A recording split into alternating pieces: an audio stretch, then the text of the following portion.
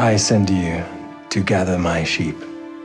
Go not into the way of the Gentiles, and into any city of the Samaritans enter ye not, but go rather to the lost sheep of the house of Israel. And as ye go, preach, saying, the kingdom of heaven is at hand. I beseech thee, my little daughter. Heal the sick, cleanse the lepers, raise the dead, cast out devils. Freely ye have received, freely give. Provide neither gold, nor silver, nor brass in your purses, nor scrip for your journey, neither 2 coats, neither shoes, nor yet staves, for the workman is worthy of his meat. And into whatsoever city or town ye shall enter, inquire who in it is worthy, and there abide till ye go thence.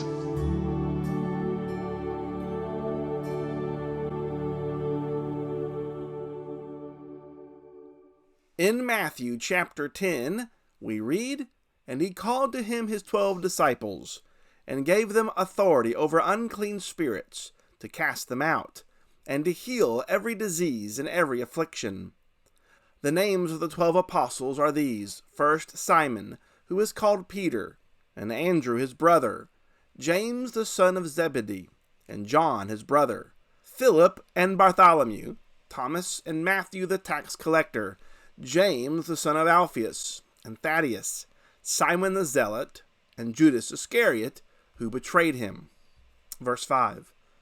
These 12 Jesus sent out, instructing them, "Go nowhere among the Gentiles, and enter no town of the Samaritans, but go rather to the lost sheep of the house of Israel, and proclaim as you go, saying, the kingdom of heaven is at hand.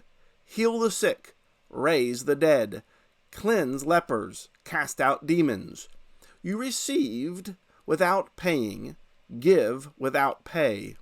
Acquire no gold or silver or copper for your belts, no bag for your journey, or 2 tunics, or sandals, or a staff, for the laborer deserves his food.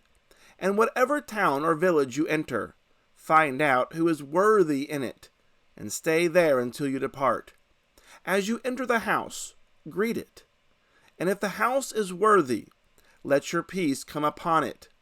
But if it is not worthy, let your peace return to you.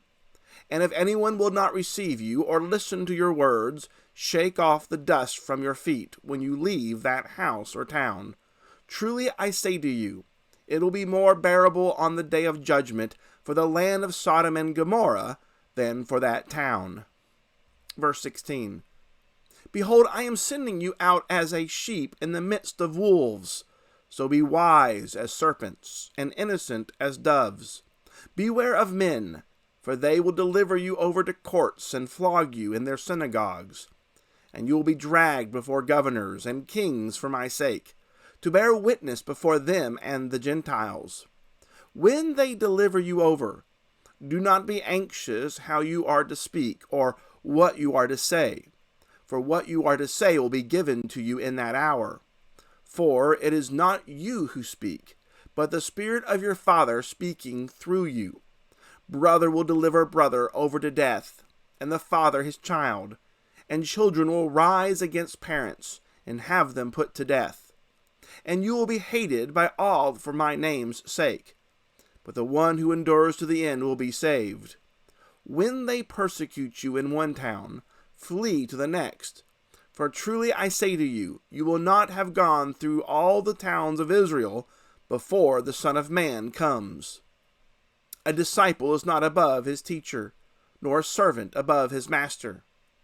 If it is enough for the disciple to be like his teacher, and the servant like his master, if they have called the master of the house Beelzebub, how much more will they malign those of his household? So, have no fear of them, for nothing is covered that will not be revealed, or hidden that will not be known. What I tell you in the dark, say in the light, and what you hear whispered, proclaim on the housetops. And do not fear those who kill the body, but cannot kill the soul. Rather, fear him who can destroy both soul and body in hell. Are not 2 sparrows sold for a penny? And not one of them will fall to the ground apart from your Father. But even the hairs of your head are all numbered. Fear not, therefore. You are of more value than many sparrows. So everyone who acknowledges me before men, I also will acknowledge before my Father who is in heaven. But whoever denies me before men, I also will deny before my Father who is in heaven. Verse 34. Do not think that I have come to bring peace to the earth. I have not come to bring peace, but a sword. For I have come to set a man against his father, and a daughter against her mother, and a daughter-in-law against her mother-in-law. And a person's enemies will be those of his own household.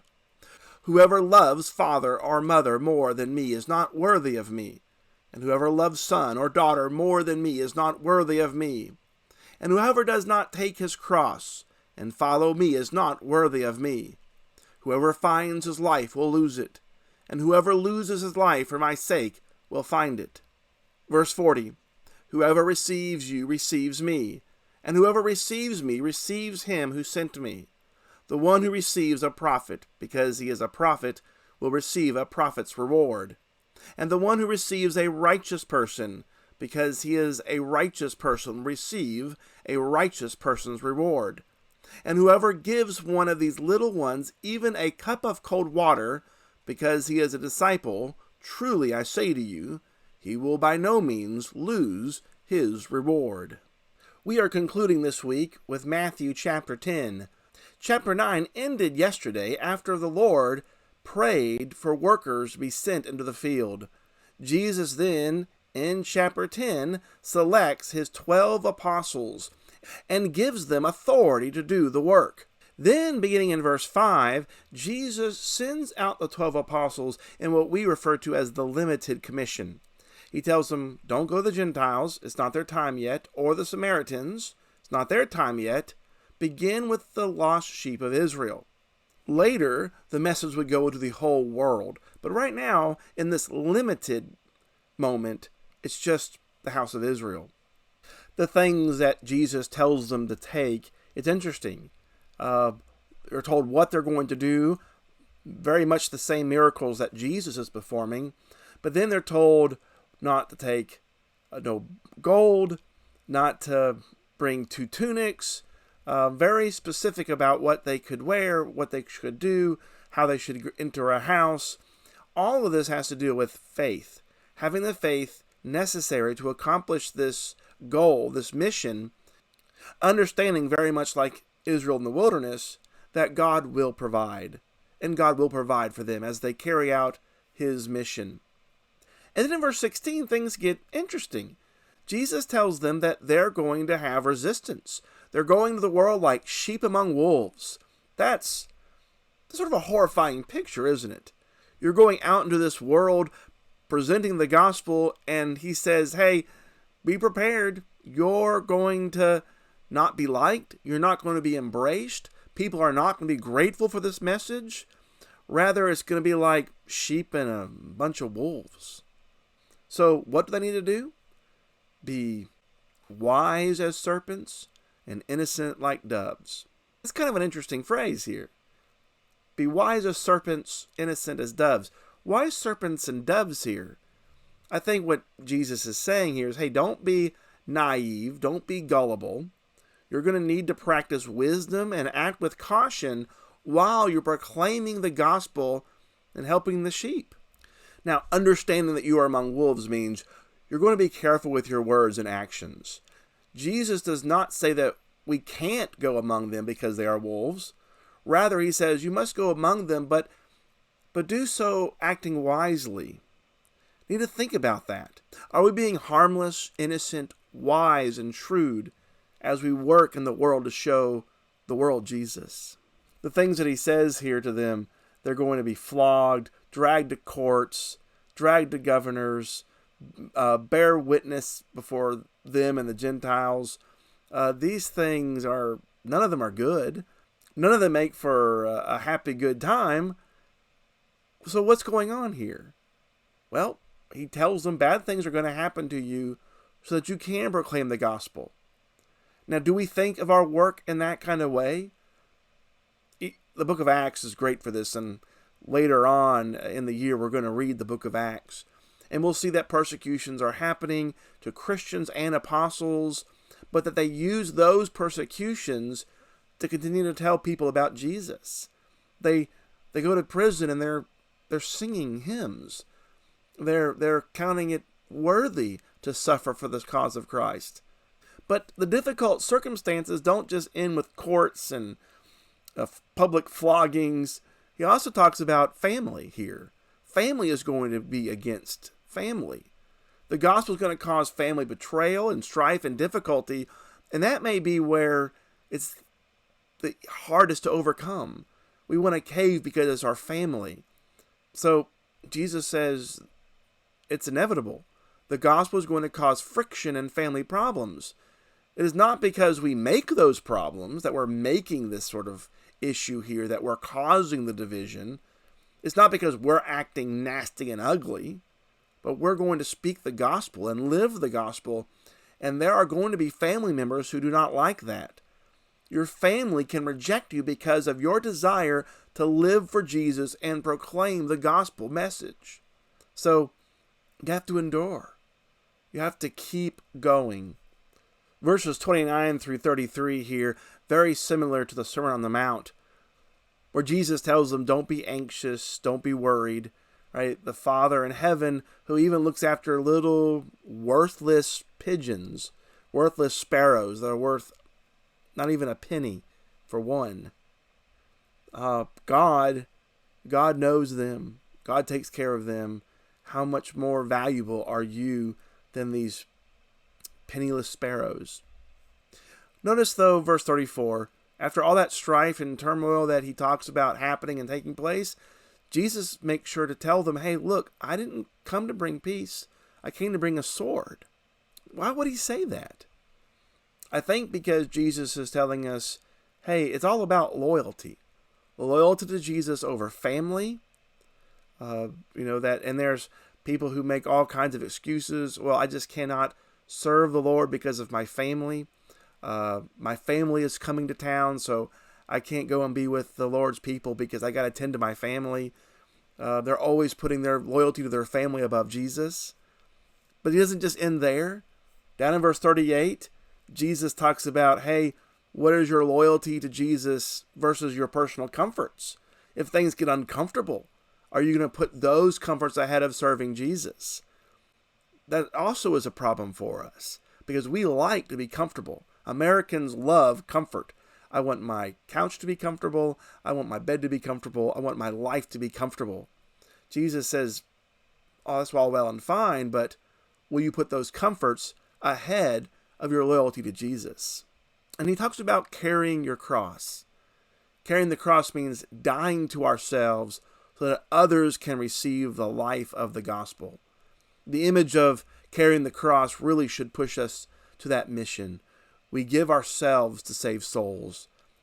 In fact, later on, the Apostle Paul is going to make that very same point about what it is that we do when we serve God and tell people the gospel message. We die so that Christ can be seen in us. The mission is to sacrifice ourselves. And then you'll notice verse 39, this life is not worth more than our service to the Lord.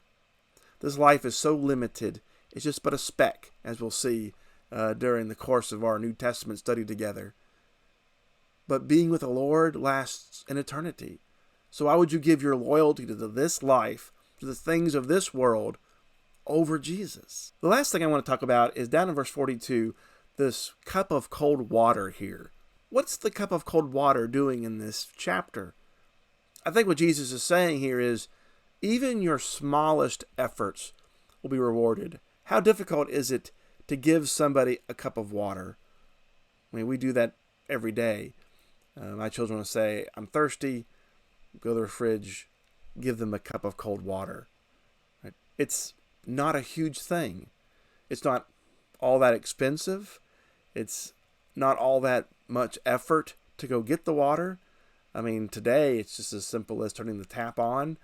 At least we don't have to go and pump the water. This is a very important message. We talk about the mission of going out into the world and preaching the gospel to every living creature. We often think of big terms here, big evangelism, and that, we need some big evangelism program to reach the lost. We think that sharing the gospel means some big machine to do the work for us. But Jesus isn't talking about big brotherhood projects here. In fact, big projects, big things often come with big problems. We don't need big projects and lofty goals. We need people who are willing to do even the small things to reach the world. There's nothing too small in the work of evangelism that we can do. So maybe today think about, what is even the small thing that you can do? The small that you would think is insignificant, that God would say, I'll reward you for that. Could it be asking someone to come to worship services with you? Could it be sharing the Bible reading for the year with somebody else? What's the small thing can you do? It's so easy to overlook the small things, but the small things can mean so very much. Telling someone, I'm praying for you. Helping somebody that you see that's in need. Even a very small need. Do what you can, where you can, when you can, with what you can. But don't look at the big goals and think, well, I can't reach that big goal, so I might as well just not worry about doing anything. What small thing can you do today for the Lord?